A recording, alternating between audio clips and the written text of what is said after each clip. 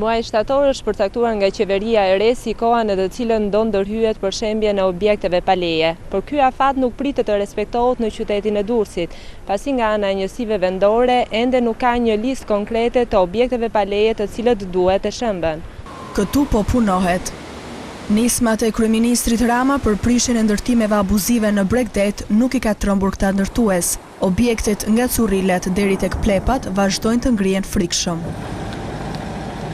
Jashtë kamerave, drejtoresha e Inspektoratit Ndërtimor Urbanistik në varësi të Bashkisë së Durrësit, Anila Myderizi, thotë se ende nuk ka një listë zyrtare për ato që duhen shëmbur.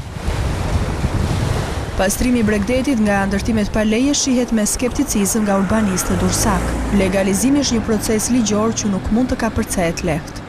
Në momentin që Inspektorati Ndërtimor është prezantuar në këto objekte, këto çuditërisht gjithë do nxjerrin një vetdeklarim pranë zyrës së legalizimit dhe ti je i bllokuar me ligj.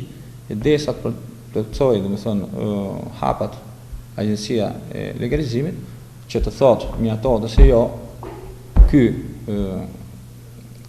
vetdeklarim, pra ky proces, ti je i bllokuar dhe nuk mund të prishësh.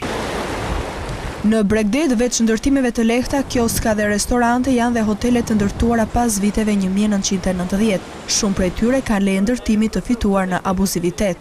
Qeharaj lë të kuptohet që ndërhyrja në këtë zonë mbetet e vështirë. Hapësira ligjore që dha një amendim i ligjit për urbanistikën sidomos për kontrollin disiplinimin e punimeve, edhe ai i cunguar, sepse në moment që ne konstatojmë një shkelje, ky akt të jepte mundësinë që ta penalizosh me gjop për pjesën e shtesës dhe për pjesën tjetër të mbetur ti jepsh leje përdorimi, por për këtë pjesën e volumit të shtuar nuk shprehej. Në prokurorinë e Durrësit vetëm gjatë këtij viti janë denoncuar 120 raste abuzimesh. Në shumë prej tyre janë të implikuar edhe zyrtar të pushtetit vendor, por asnjë prej tyre nuk është penalizuar.